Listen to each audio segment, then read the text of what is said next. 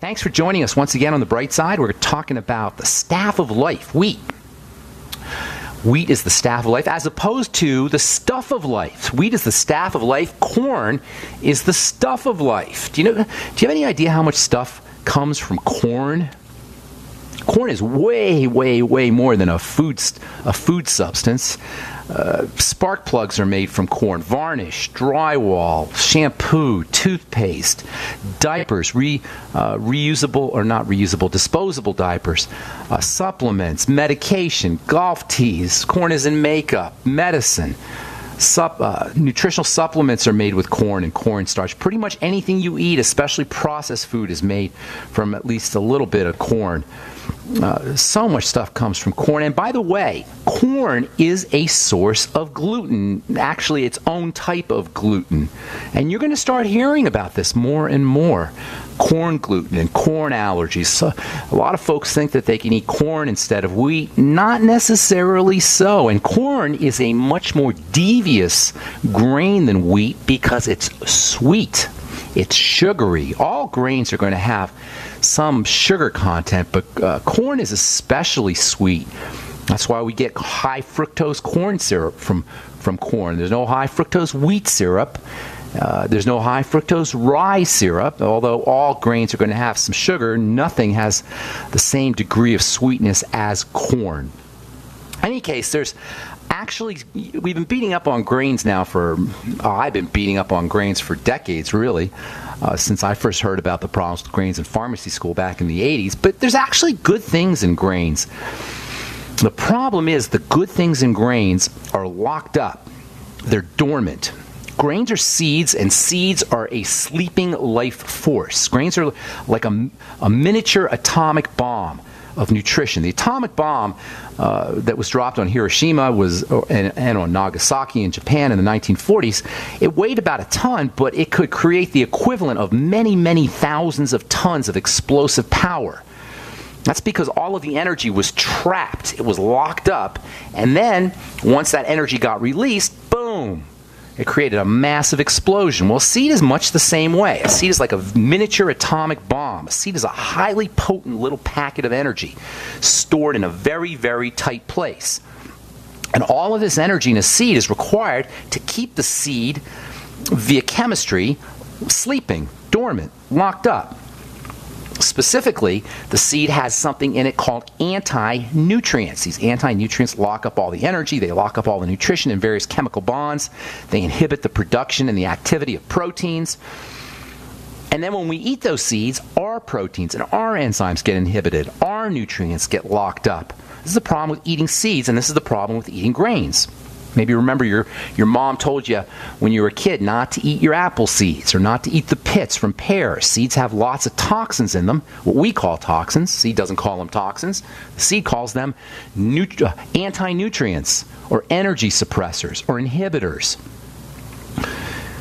This is what makes seeds so problematic. Seeds also contain defensive chemicals. That's what gluten is. Gluten is a defensive chemical that punishes anybody or any animal that would be intrepid enough to eat it. Gluten is one of those defense chemicals, but there's lots of defense chemicals. We hear all about gluten intolerance and gluten-free, and there's no gluten in my brownies, there's no gluten in my beer, there's no gluten in my pizza.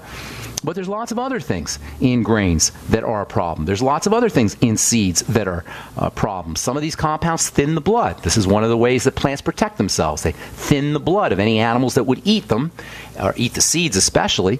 And once the blood is thinned, gastric bleeding or any kind of bleeding is more likely. The animal dies, and there's one less enemy for the plant to have to deal with. Other plant defense chemicals clot the blood. Other plant defense chemicals act as birth control. That's what phytoestrogens are. They're birth control for the enemies, for the rabbits that would eat the carrots, or for the squirrels that would eat the seeds. You know the gluten that's found in corn is actually being used as weed killer? What do you think that's about? It's the corn gluten plant defense that's being taken advantage of. The plant defense gluten kills weeds. The weeds would ordinarily suffocate the corn. The corn makes gluten to kill the weeds. No weeds, the corn can grow. Everything on the planet is eating everything else. Everything on the planet is killing everything else, including the plants. It's a jungle out there. In the case of plants, it's literally a jungle out there. Now, of course, there are good things in grains. There's absolutely good things in grains, especially fats, wonderful essential fatty acids, and wonderful vitamin E. Hard to find vitamin E is found in grains. Or in seeds, and grains for that matter. The B complex and zinc and magnesium and protein, wonderful compounds found in grains. But that doesn't overall mean that that grains are good foods. There's lots of wonderful nutritional compounds found in seeds, but that doesn't mean that seeds are overall good foods because of all these protein inhibitors. They call them protease inhibitors because they inhibit enzymes and phytic acid and other compounds that lock up the nutrients. So yes, there's great things in grains and great things in seeds, and that's why you'll read on the food pyramid information, or you'll read on the internet, or you read your dietitian will tell you, or your nutritionist will tell you, make sure you're eating lots of grains and eating lots of seeds, because they're thinking, well, there's good things in grains and seeds, and there are. But that doesn't mean that overall they're good foods. If you really want to get the benefits of grains and seeds, we'll call them grain/seeds because they're the same thing. If you really want to get the benefits of these things, sprout them, which is basically just putting them in a damp space and in a dark space. Well, While grains are problem foods, sprouts are power foods. By sprouting a grain or sprouting a seed, you turn it from a problematic food into a powerful and potent food. All because a little water, a little dampness, and some dark space, and then maybe some sunlight after that, awakens the seed. It awakens the life force. The life force then explodes, just like that atomic bomb on Nagasaki and Hiroshima. A little water, a little sunlight, some dark space. All of that explodes the energy. And all of that energy is now available. And that's why sprouts are amazingly important food, especially if you add a little oil and a little salt to your sprouts. And man, is that delicious. Hang tight. We'll finish up when we come back from our break and take your phone calls as well. We are back on the bright side. I'm Pharmacist Ben. Thanks for joining us. 844-236-6010 is our number. We'll get your calls here momentarily. We're continuing a little discussion on grains and anxiety. We'll finish this up here today or tomorrow, and then we'll talk a little bit about probiotics and good bacteria and anxiety. Then we'll talk about nitrogen. Back to nitric oxide, the all-important gas hormone that's involved with all kinds of degenerative and inflammatory health conditions. You don't hear a lot about nitric oxide, but rest assured, nitric oxide deficiencies in nitric oxide, which you can alleviate by using plants and vegetables and nitrogen compounds. We'll talk about all that here in the next few days. Rest assured, nitric oxide is involved in a lot of health issues, and there's a lot you can do. Nitric oxide deficiency, I should say, or nitric oxide is involved in a lot of health challenges, and there's a lot you could do to stabilize and increase your nitric oxide levels, and we'll talk about that here over the next few days. Okay, so lots of good stuff in seeds, lots of good stuff in grains, but you got to release them. You release them by putting water on them. That sprouts them. A little bit of put water on your seeds, or put your seeds on maybe a damp cloth, allow them to sprout, get them into a little bit of sun, and as the sprouts grow from the seeds, they become filled with the life force, and they're really, really powerful foods. Seeds are suppressant foods. Grains are suppressant foods, but once they're sprouted, they become active and powerful foods. Seeds go from sleeping or comatose and dormant into live and dynamic, and that makes them super, super energetic and nutritional, especially if you add oil and especially if you add salt. The oil and the salt amplify the electrical energy, and you can taste it. Not only can you taste it in terms of how delicious it is, man, I'm telling you, if you don't like salads or vegetables or sprouts and you mix a little oil and then salt or even your favorite spices on those sprouts or on those vegetables, you amplify the flavor and you amplify the nutritional value. Try it. If you're fasting or you want to cut calories, you don't want to eat as much, use sprouts and some good oil, coconut oil, butter, or some nutritional oil like Udo's blend oil, and then put Celtic sea salt, lots of Celtic sea salt on the sprouts with the oil. And not only will you amplify the flavor and make it taste absolutely delicious, but you'll find that it's very filling, very satisfying, and very energizing. And you can indulge in the wonderful, delicious flavors of the sprouts and the oil and the salt and the spices. You can indulge in it as much as you want. You don't have to worry about limiting your intake, or you don't have to feel guilty. You're getting all kinds of B vitamins and potassium and magnesium and wonderful starches and good fats. By the way, sprouts are a wonderful source of essential fatty acids. Grass is a great source of essential fatty acids. All living things are going to have essential fatty acids in them. Seeds, sprouts, fish, EFAs are rich in EFAs. Milk, eggs, living live foods contain lots of these good fats in addition to lots of electrical nutrients. In any case, mix some oil and salt on your sprouts, and not only will it be wonderfully nutritious, but it'll be also amazingly delicious. You can make a sprout sandwich. That tastes really good. Put some sprouts, just without anything else. Just sprouts and oil and salt on a piece of pita bread. Delicious. If you look at the U.S. government's food pyramid, it's now being called a food plate, by the way. Experts recommend that we do 3 ounces of whole grains a day. And they're very careful to distinguish between whole and refined grains. I consider that to be kind of baloney. There's a lot of problems with the idea of whole grains. First of all grains are refined. You wouldn't eat a whole grain. All grains have to be refined because the outer portion of a grain isn't so tasty. And the nutrients are completely inaccessible unless that grain is processed. That's what milling is. That's what grinding is. That's what prehistoric people did. They would grind their seeds to release the sugar. It made the grains more tasty. It released the sugars. It released some of the nutritional value. You wouldn't get a lot of nutritional value if you just ate a grain and you didn't crush it up. It would just pass right through you. But that means that now the nutrients are exposed to oxygen. The nutrients are exposed to light. Once you expose those nutrients, they break down. And that doesn't include all the other problems with the anti-nutrients.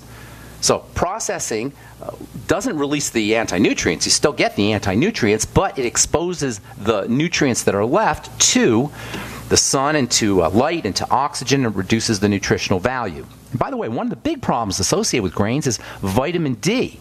You know, cultures that eat lots of grains tend to suffer from vitamin D deficiency, and a lot of that has to do with the fact that the grains are interfering with the ability of the intestine to absorb vitamin D. Numerous studies that were done on animals show that the more cereal grain that an animal eats, including human animals, the more cereal grains humans or animals eat, the more vitamin D deficiency is common. Vitamin D deficiency in primates and in humans is increased with the amount of grains that they eat. And vitamin D excretion, elimination of vitamin D, is increased the more grains animals and humans eat. And most people know these days that vitamin D deficiency is very common, especially during the winter months. Another problem with the idea of whole grains is the fact that whole grains are not standardized. There's really no definition of a whole grain. Nobody really knows what a whole grain is. Just because something says whole grains or made with whole grains or contains whole grains on the label copy of your bread or your cereal or your pasta doesn't really mean that it's a whole grain, that it's all whole grain. It could be a little smattering of whole grain, and it doesn't mean that the grain is really whole. It just means the proportions of all of the compounds in the grain or in the product in the relatively accurate amount. So whole grain just refers to the fact that the proportions of the starch and the proportions of the bran and the proportions of the germ are similar to the proportions that would be in a whole grain. That doesn't necessarily mean that the grain is whole. So you get this idea that we're eating a whole grain, we're eating the intact product, the intact seed, the intact grain. That's not the case. And really, the main reason why we eat grains and why we love grains and why we love our bread and why we love our pasta and why we love our cereal is because of the sugar. And that's even if you don't put sugar on your cereal. This whole sugar thing is really problematic, especially when it comes to children. Hypoglycemia, hyperglycemia really mess up a developing brain. Hypoglycemia, high blood sugar, low blood sugar, hyperglycemia, high blood sugar can cause mood disorders, emotional disorders, angry outbursts, learning disabilities. If your child is eating lots of grains, lots of cereal, or if you're eating lots of grains, lots of cereal, it's important that you start to use electrical nutrients, nutrients that are important for the brain, especially the B complex and especially electrolytes. The more sugar you eat, the more bread you eat, the more cereal you eat, the more pasta you eat, the more whole grains you eat, the more B vitamins you need. If you are going to indulge in grains, make sure you're using your Beyond Tangy Tangerine with it to get those B complex nutrients to help you stabilize the sugar. Same if you have a kid who has a attention deficit disorder or who has emotional problems or dyslexia or learning disabilities. Make sure they're using the B complex after they eat their bread and their cereal and their pasta, let alone their Pop-Tarts and their pastries and their desserts and their fruit juice. The B vitamins and electrolytes and minerals, especially selenium and chromium and vanadium, they go hand in hand with sugar and sugar metabolism. And sometimes I wonder if our epidemic of diabetes is really a B vitamin and electrolyte and mineral deficiency epidemic. Then we come to probiotics. All important. Somebody sent me my friend Bruce sent me I think it was a Facebook post yesterday. He wanted to know if I could talk about probiotics. And I will indeed talk about probiotics. I've been talking about probiotics since I got fired from Kmart back in the 1980s for telling people to use probiotics with their antibiotics. Can you believe that? I got fired as a pharmacist. I'll never forget what Mr. Ozier told me as he was firing me. He said, "Ben, you're just not cut out to be Kmart material." Literally, he said that to me. All right, I'm Pharmacist Ben. We'll continue talking about probiotics and grains and all kinds of good stuff. And take your phone calls when we come back from our break. Don't go away. Tomorrow we'll continue talking about anxiety issues and probiotics and gut health and anxiety issues. And then we'll finish up with nitrogen, nitrates, nitric oxide, as we continue talking about the importance of protein and arginine and amino acids on the bright side. 844-236-6010 is our number. Let's go to Kansas and welcome Debbie. What's going on, Debbie? Good morning. Hi. What do you suggest to do for diarrhea? Lots of things. Is it chronic or is it acute? Is it a child? Is it an adult? What are we dealing with here? It's an adult, it's me, and it's been going on for a couple months. Okay, something's getting into your system that your system doesn't like. Diarrhea is one of the ways that the body eliminates things. It's a sign that the body's trying to dump something out. Prescription drugs can do it, caffeine can do it, incomplete digestion of minerals can do it, as minerals pass through your digestive. Sometimes people, when they use mineral supplements or the Beyond Tangy Tangerine, will experience loose stools. That's a sign of mal-absorption. Typically, it means something is in the system that the system's trying to eliminate, or something's not getting absorbed correctly. So let me ask you a couple of questions, okay? You got to look, and I don't know if you've been listening to this program, but you know, one of the most important things to do when you're assessing a health condition is to look for multiple symptoms. I call it triangulation. So you want to have multiple symptoms so you can form a picture of what's happening in the body. Loose stools are just one thing. So let's kind of probe and figure out anything else going on. Do you have any weight issues? Anything else change? Or any other digestive problems? What else is happening in your body? Nobody just has loose stools. Nobody just has diarrhea. There's other things happening. Right. So what else? Give me some other ideas. What's going on? Well, I was having I have osteoporosis of the skull. Oh, okay. Now we're talking. That's a sign that you're not absorbing minerals. Right. All right. That's a sign that you. Well, let me finish here. Let me just show you how we work, and I'll let you talk too. But let me just show you how I work here. Okay. So this is a very important symptom. If you just said I had loose stools and diarrhea, I wouldn't know what to do.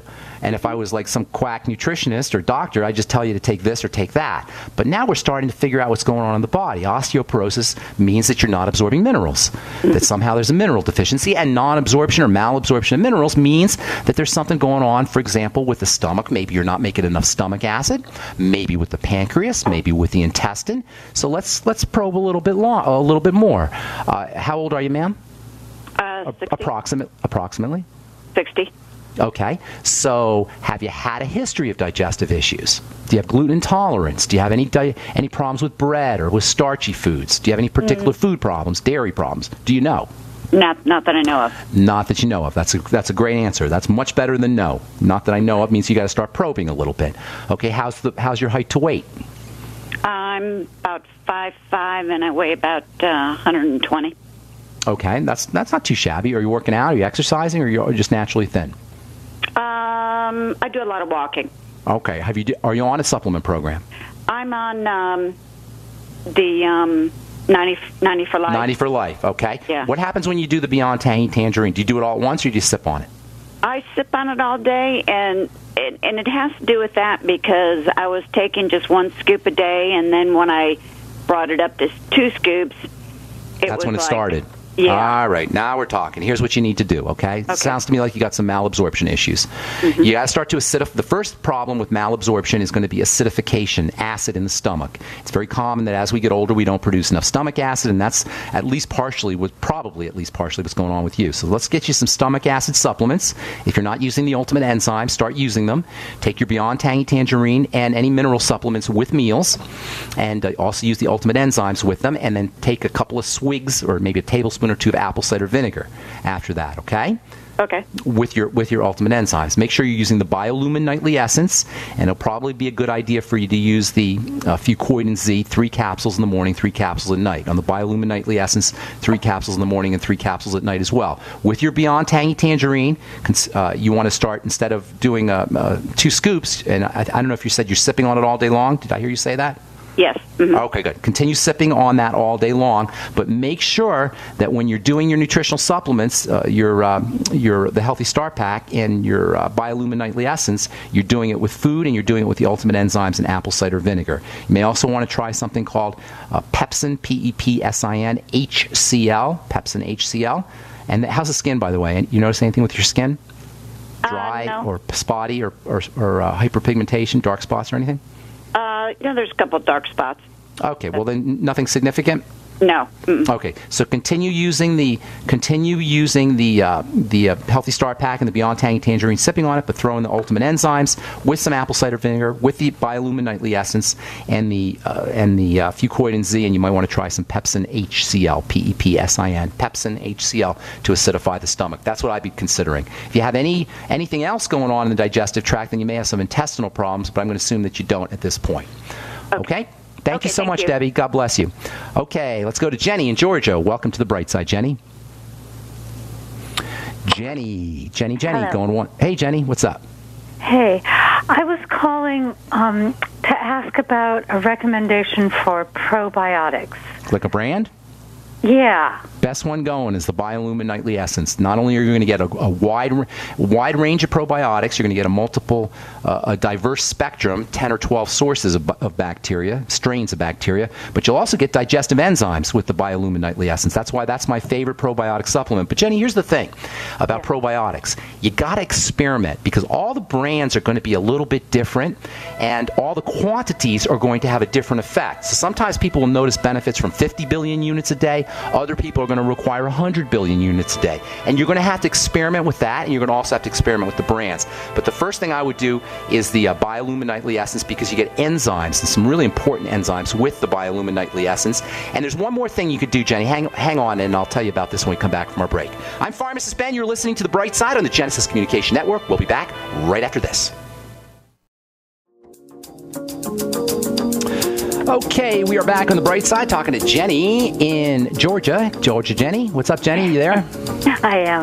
All right, probiotics. Couple things. First of all, look, you got all the brands are going to be a little bit different. So if you haven't found success with one brand, try another. I would start with the Biolumin Nightly Essence. I like it the best, and I've gotten the best results with it. But you're going to have to experiment a little bit. You're also going to have to experiment with the dose. I call this functional dosing.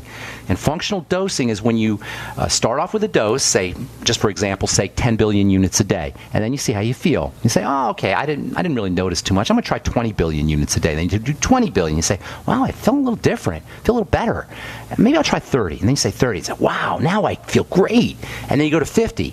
And then we say, well, I didn't notice too much of a difference. So you're back down to 40, and you see how you do. You follow what I'm saying? You keep going, working your way up until you find a point where you have diminishing returns. And then you keep going until we don't notice a difference, and then you stay at that point. I call that functional dosing. So with probiotics, you got to do the functional dosing. You got to play around with the brands. It's a little bit of an experimentation process. The second thing about probiotics that's important is there's something called prebiotics. Have you heard of this term, prebiotics? I have, yeah. Okay, good. So prebiotics support the health of the bacteria. They're not the bacteria themselves, but they're nutrients for the bacteria, or they are substances that can support the environment that the bacteria live in. So, for example, whey protein is stupendous, not because it has bacteria in it, but because it supports the environment environment of the bacteria. It makes the intestines more hospitable to bacteria. So whey protein. You're allergic to whey. Yeah. Okay, that's a problem. That sometimes is a problem, and that's unfortunate because that's one of the neat benefits of dairy is that it does contain these prebiotic-like substances. Fiber is also. I have made fermented veggies. Well, I was about to say, fermented foods are a great source of not only probiotics, but also prebiotics. The fiber in the veggies helps support the health and the integrity of the microbiome, the gut bacteria. So in addition to the probiotics, which you're going to dose functionally, starting off with the Biolumin Nightly Essence, you want to make sure you're getting lots of fiber. You can grind up your fiber. You can do what you're doing, which is very smart. Yeah, fermented veggies. And by the way, it's not just sauerkraut, fermented beets, fermented cucumbers, fermented peppers, anything fermented can help you. And then also, it's unfortunate you can't do the whey, but you may want to try something like fermented whey. I don't know if you've tried the Swear V products from Jordan Rubin's line, the Beyond Organics Swear V. That's fermented whey, and sometimes if you can't do whey, you can do fermented whey, and of course then you'll get some additional bacteria as well. Okay, hope that helps you, Jenny. Anything else? Thank you. I appreciate it. All right, God bless. Have a beautiful day. All right, let's talk let's go to Brenda in California. Welcome, Brenda. What's up? Right on. Hey, Ben, thank you so much for your help and the good work you do. Thank you. What's cooking? How can we help you today? Well, okay, low thyroid on Synthroid inside a mill, and I'm working on my gut health because I listen to you. Good for you. How about blood sugar? That's the next step.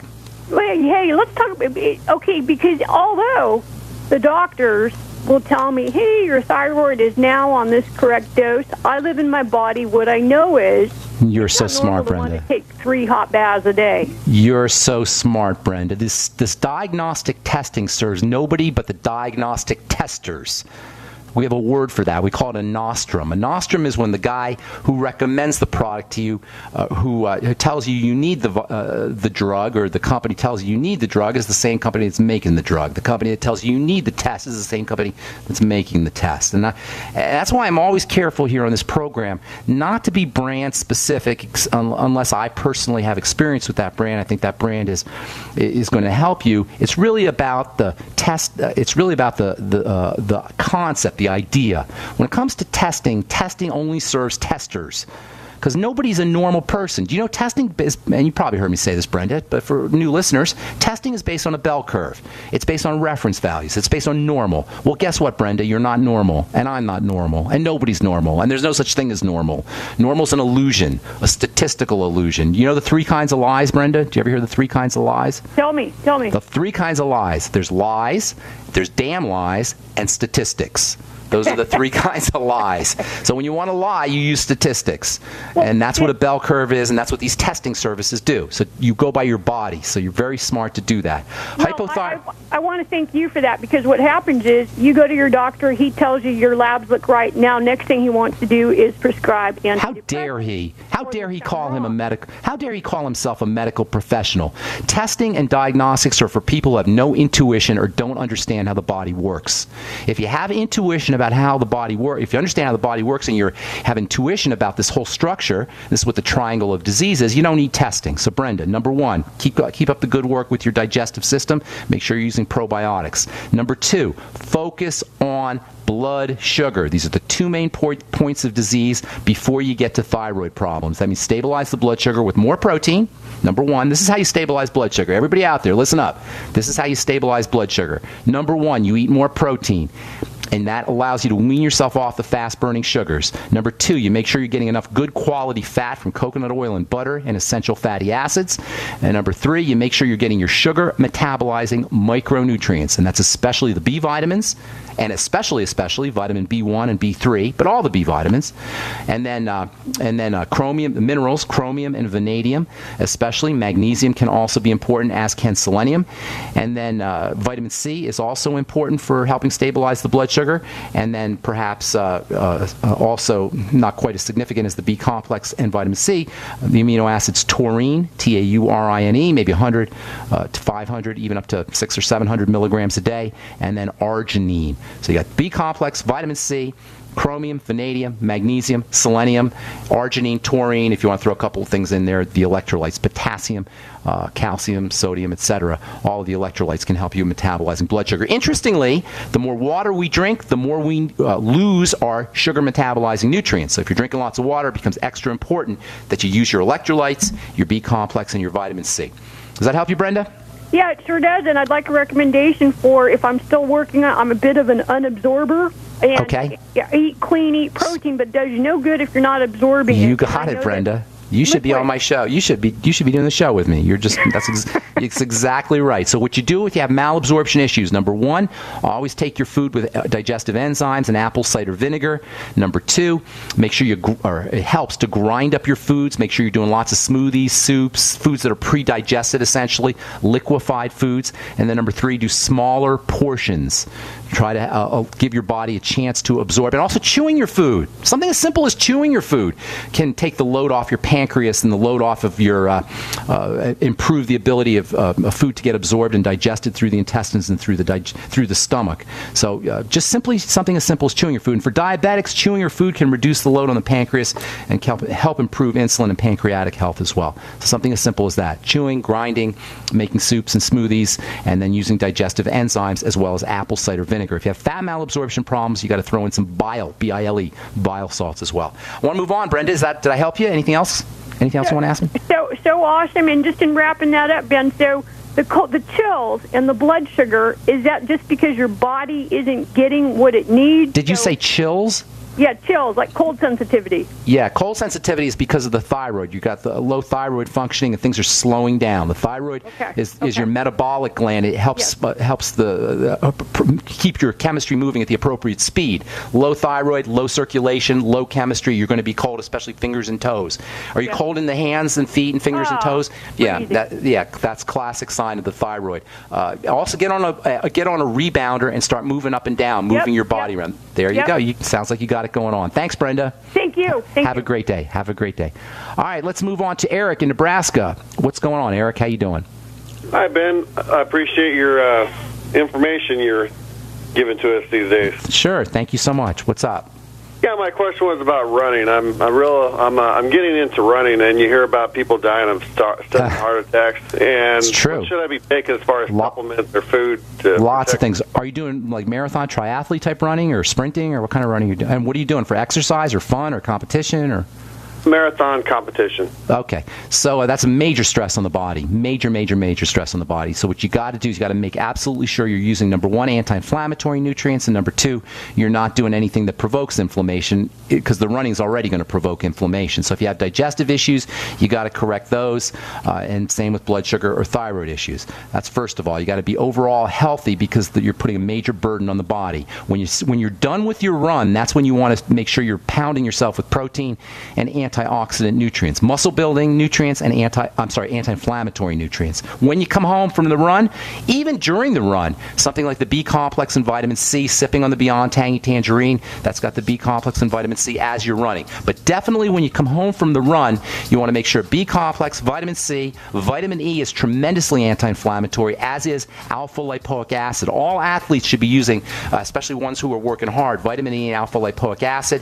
You probably want to do some protein and maybe even some creatine and arginine when you come back from your run. Hey, Erik, I'm out of time, but there's tons of other good stuff that you could do. Either shoot me an email, ben@ksco.com, or you can call back tomorrow, and we'll get you first up so we can share all the information with other folks who may benefit. Thanks for your call, brother. Appreciate it. And if we left you on hold, I apologize. Call back tomorrow. Tell our call screener that you were on hold when we ended up the program. We'll get you first up. That's all the time we have for today. I'm Pharmacist Ben. Have yourselves a wonderful, spectacular, awesome day. We'll talk to y'all later, folks. Bye for now.